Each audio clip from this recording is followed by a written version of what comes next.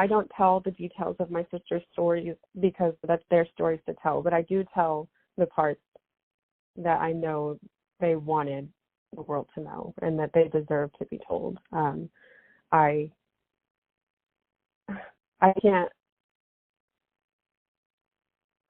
do justice with words like who my sisters both were, but they were both my best friends, and we experienced many of the same things, that violence, the poverty, the homelessness. We all experienced various types of homelessness, and they were just dealt cards that most of us wouldn't know what to do with.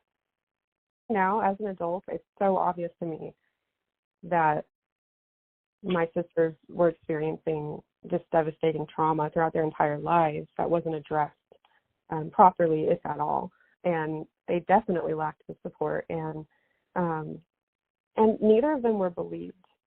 I distinctly remember my teenage sister, my first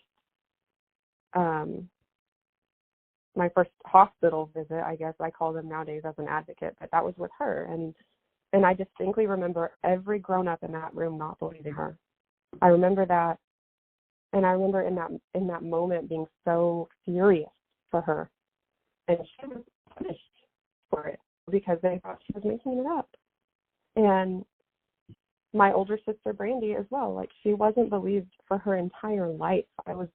Me and one other family member were the only ones who believed her, and that just ate at her soul. I mean, just especially the nature of her abuse. It was just so horrific, and to not be believed from childhood about this horrible thing that somebody did to you just is absolutely related to that. And I just can't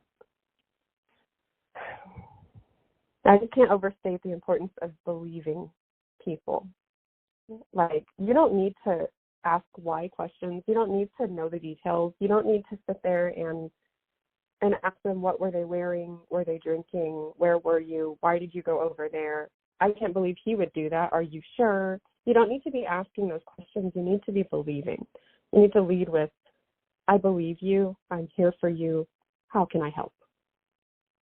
Stick by, because chances are you're the first person that either they've told or that maybe will believe them at all.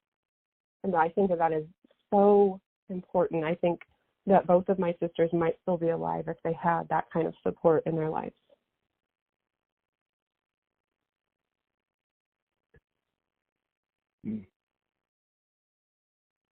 They didn't make it, but I made it, and so I'm going to carry them with me. And I'm going to advocate for people who are in positions that we were in.